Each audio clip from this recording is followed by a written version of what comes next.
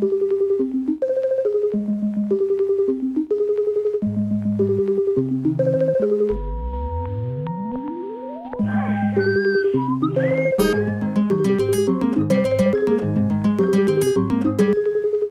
ça a été comme un tsunami, vraiment. J'ai vu la vague arriver, je me suis dit waouh. Et je me suis dit non, je ne vais pas me prendre le truc, mais si, je me suis pris vraiment violemment la vague. Et je ne m'y attendais pas, franchement. On ne s'attend pas à ce genre de choses.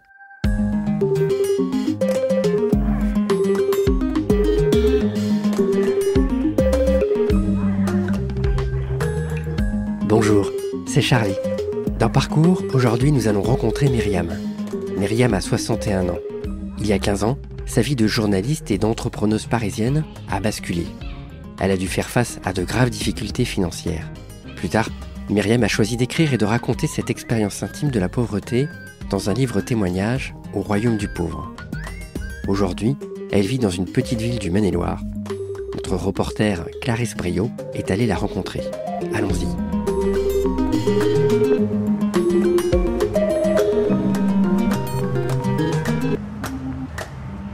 Bienvenue à bord du TER, Pays de la Loire, à destination de Cholet. En train, tous responsables.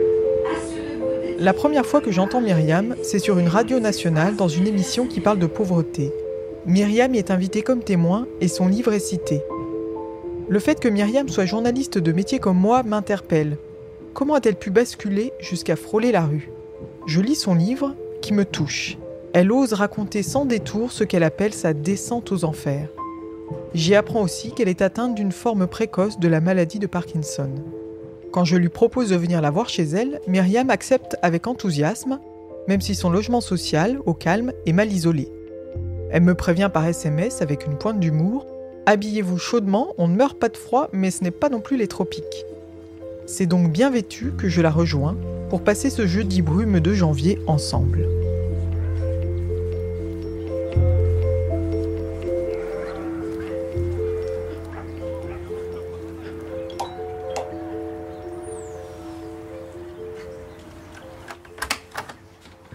Bonjour, bienvenue. Je ne vais pas vous chanter, mais bienvenue chez moi. Enfin, entrez. Je vais tout Parce droit. il fera plus chaud là, tout droit ici. Tout droit là. Voilà, et vous avez le comité d'accueil. Ah ben voilà, Alors c'est Un Pongo. Pongo, le Pongo. premier chat. Et son frère, c'est Pilou, qui est, je ne sais pas où. Bonjour Pongo. Généralement, il a peur. Dans le séjour de Myriam, il y a un radiateur d'appoint, 3 fauteuils dépareillés, dont un est occupé par une niche pour ses 2 chats. En fait, hier, j'étais encore à l'hôpital. D'accord, j'allais vous demander comment ça allait. Ça va, sauf qu'il fait trop froid dans l'appartement et puis ça joue sur, ouais, c'est une conséquence sur la santé. On n'en peut rien, c'est comme ça. Je vais peut-être laisser la musique un peu, donc on puisse s'entendre. Voilà. Il y a aussi un solide buffet, vestige de sa vie d'avant. Si vous connaissez Un bureau avec un ordinateur qui diffuse de la musique. Ah non. Myriam en écoute beaucoup et de tous les styles. Écoutez, c'est super. Et contre un mur, une étagère où Myriam conserve de nombreux classeurs souvenirs. Et puis vous allez nous raconter... Est-ce qu'on commence par « Il était une fois »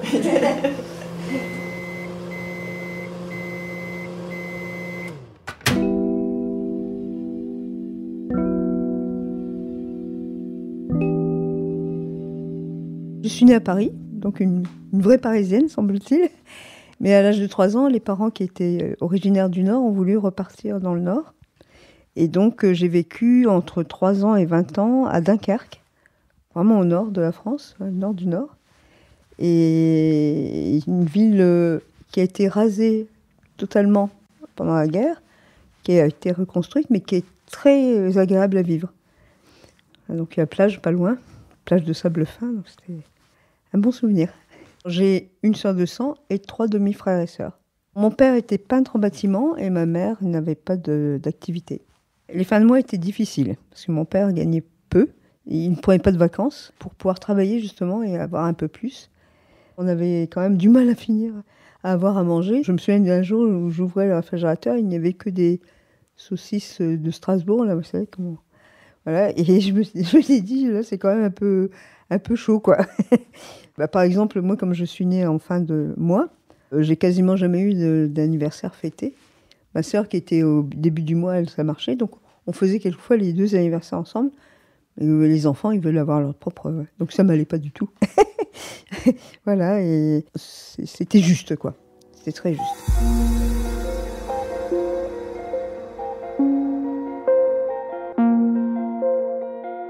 Donc école, collège, après lycée.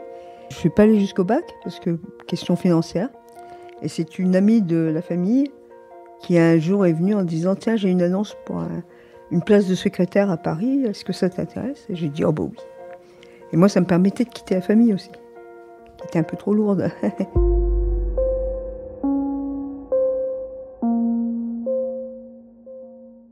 Donc je débarque à Paris, et c'est quand même là où je suis née, donc je me suis dit chouette. Donc j'ai commencé par être comme secrétaire. J'étais dans un petit journal de cinéma-télévision pour les familles. Et donc un jour, ça a commencé comme ça, c'est mon patron qui m'a dit « Bon, est-ce que vous voulez aller voir un film en salle de presse ?» Ah ben j'ai dit oui. Et je me souviendrai toujours, c'était un film de Claude Chabrol qui s'appelait « Le sang des autres ». Pas le film plus gai du monde, mais c'est vraiment... J'étais contente parce que je me suis dit, je vais me retrouver dans une salle spéciale avec tous les journalistes, waouh. Et donc moi j'y allais comme ça, la bouche en cœur. Et le lendemain, quand je suis rentrée, il m'a dit, mais vous allez écrire un article sur ce film. Et j'ai dit non, je suis pas capable de faire ça. Si, prenez le journal, les journaux, et vous allez faire. J'ai pris 1 semaine pour écrire le truc. Et j'étais un peu tremblante de donner mon papier en disant, il va dire c'est une horreur. Et il m'a dit, écoutez, c'est très bien, est-ce que vous voulez être formé comme journaliste ? Alors j'ai dit oui tout de suite. Et donc en fait, ce qui s'est passé, c'est que je travaillais comme secrétaire la journée, et en fin de journée, on allait voir des films ensemble, et il m'a tout appris du langage cinématographique. Ça a été 3 ans de formation, et ça a été 3 ans de rêve, parce que j'allais au cinéma, j'allais au théâtre. Oui, c'était vraiment le kiff. Et cette équipe a été rachetée par Famille Chrétienne, Journal Famille Chrétienne, et donc j'ai travaillé pendant 4 ans à Famille Chrétienne. Et j'en suis partie après, pour travailler à mon quotidien pour les enfants. Parce que j'en avais marre de travailler pour les adultes. J'ai trouvé un peu blasé les adultes. Donc je me suis dit, il faut faire autre chose. À cette époque, Myriam gagne plutôt bien sa vie. Mais ses parents s'étant séparés, elle soutient sa mère en lui envoyant la moitié de son salaire. Pour moi, c'était évident. Je ne pouvais pas laisser ma mère sans rien. Donc, j'ai pas pu faire vraiment d'économie. Donc, j'ai eu des locations. Mais pour acheter, non, je n'ai jamais acheté. Je gagnais bien quand même. C'était pas non plus la grande richesse, mais c'était correct. Donc, je ne manquais de rien. Voilà, vous avez votre petite pile là-bas. Oui, bah oui. Et ça, si ça vous intéresse, classeur souvenir. Et donc, les années, mon quotidien. Ça a été 15 ans. Voilà, donc... reportage avec Claire Chazal. Dans les coulisses du journal télévisé. Ouais. J'avais suivi, comme vous me suivez, moi j'avais suivi Claire Chazal pendant une journée complète. Ah oui. Et c'était vraiment intéressant. Et ça, c'est mon départ. Voilà. En fait, les collègues de travail m'ont fait un journal spécial. Ah oui. C'était trop mignon. Parce que moi, j'avais toujours plein de peluches. Donc, c'était les peluches qui me disaient au revoir. Donc, c'est la photo de votre bureau Oui. avec plein de peluches. C'est ça. Un micro, un ordinateur. C'est-à-dire qu'en fait, pendant 2 ans, j'ai écrit au revoir Mimi. C'est-à-dire qu'en fait, pendant 2 ans, j'ai fait un journal télé sur une chaîne qui s'appelait Planète Junior. Et en fait, le truc, c'est que le bureau n'était pas du tout adapté aux enregistrements, puisque j'étais juste à côté des toilettes.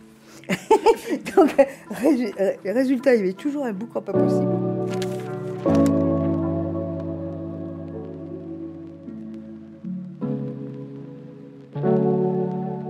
À Mon Quotidien, Myriam a fait le tour de son poste, elle décide de partir. Après une nouvelle expérience comme salariée qui tourne court, Myriam se retrouve au chômage. Elle a 47 ans et la vie devant elle. Ça tombe bien, elle a en tête depuis un moment de créer son propre média de décryptage de l'actualité à destination des enfants. Avec une associée, elle lance son projet. Youpi. Donc en 2010, le 21 juillet 2010, immatriculation de la société. Alors, je peux vous dire, je vais le sourire jusqu'aux oreilles en me disant « ça y est, j'ai réussi ». C'est carrément un jour lumineux, c'est le plus beau jour de ma vie. Je me vois encore descendre l'escalier en me disant « Yes !» C'était génial. Mais ça n'a pas duré.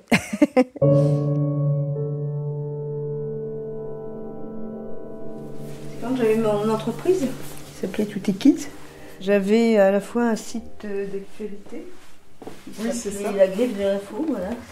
Voilà, c'était 2 petites mascottes. Il y avait Flash, toujours, hein, et la souris qui s'appelait Click, parce qu'une souris c'est Click. Voilà, et donc voilà, c'était le site d'actualité qui a remporté le premier prix de la Commission européenne quand même. Les débuts de l'entreprise de Myriam sont prometteurs, mais au bout d'1 an, son associé quitte le navire pour d'autres horizons. Myriam se retrouve seule à la barre, avec un emprunt à rembourser, du travail par-dessus la tête, et 3 ans plus tard, toujours pas de quoi se verser un salaire. Donc première fois en 2013, je décide d'aller voir les services sociaux, parce que je n'avais jamais fait ça de ma vie. Et donc là, c'est tout un univers, hein, parce que la première assistante sociale que j'ai eue, elle était super, je l'ai vraiment beaucoup aimée. Je l'avais appelée mon petit rayon de soleil, parce qu'elle était vraiment très gaie, et puis elle rappelait toujours les choses qu'il fallait faire et tout ça, mais en même temps, c'était un monde cruel. Et donc, j'ai appris à découvrir ça. En fait, c'était pour mon loyer, parce que je n'arrivais plus à payer mon loyer. Ma propriétaire, qui était très aimable, s'est révélée très désagréable après. Elle m'a envoyé quand même un commandement de quitter les lieux. Et ça, c'est très violent. C'est pas une lettre d'amour des huissiers. Hein. On vous dit, vous avez 2 mois pour trouver une solution, sinon vous partez. Donc, on passe en plus devant la justice, parce que il faut motiver le pourquoi de ce non-paiement. Moi, ça a été comme un tsunami, vraiment. J'ai vu la vague arriver, je me suis dit, waouh! Et je me suis dit, non, je ne vais pas me prendre le truc, mais si, je me suis pris violemment la vague. Et je ne m'y attendais pas, franchement. On ne s'attend pas à ce genre de choses. On ne s'attend pas à couler, à se retrouver comme ça, brutalement, face à des problèmes d'argent qui sont énormes. Et donc, personnellement, je ne pouvais plus payer mon loyer. Et pour mon entreprise, je ne pouvais pas rembourser tous les prêts, etc. Alors je me suis dit, oh là, ça devient catastrophique. Pour payer son loyer, Myriam prend un travail salarié à mi-temps. Mais la bonne idée sur le papier devient un plan galère, alors elle démissionne. C'est aussi à ce moment-là que les médecins lui diagnostiquent la maladie de Parkinson. Elle a à peine 50 ans. L'adversité redouble. D'autant qu'elle se retrouve désormais au bord de l'expulsion. Donc, un commandement de quitter les lieux et 0 €. Donc là, ça devient la grosse galère. Et en fait, avec l'assistante sociale, c'était au moment du début de la trêve hivernale. Donc elle m'a dit, on a 2 mois, on va essayer de gagner la trêve hivernale. La trêve des expulsions. C'est ça, la trêve des expulsions. Et donc là, j'ai vécu 2 mois, mais c'était, comment vous dire, il y avait tous les jours quasiment des huissiers qui venaient taper à la porte. On me téléphonait, il y avait la propriétaire qui me disait, mais partez donc, etc. Donc c'était toujours lourd. C'était jusqu'à la dernière minute où on pouvait être expulsé. Donc j'avais mes cartons, j'avais fait tous mes cartons. Et puis est venue la trêve hivernale. Donc c'est 6 mois de répit, de repos. Et donc 1 mois avant, c'est l'ami d'une amie qui a proposé un appartement. Et donc c'est comme ça que j'ai pu partir.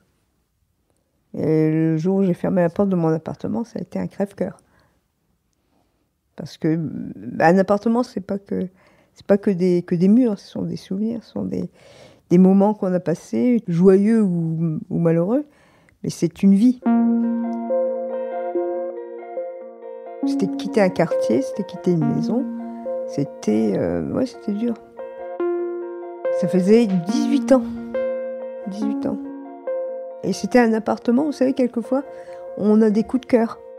Pourtant, cet appartement était très basique, hein. C'était pas un appartement parisien, haussmannien, vous savez, tout ça. Non, c'était un immeuble des années 70, vous voyez. Mais franchement, j'étais bien là. C'était mon nid. Et donc, j'ai dû quitter mon nid, et ça a été assez violent.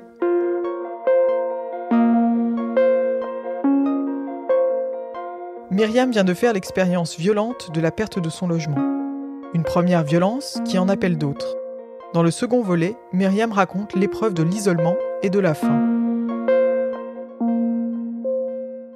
Merci d'avoir écouté Parcours.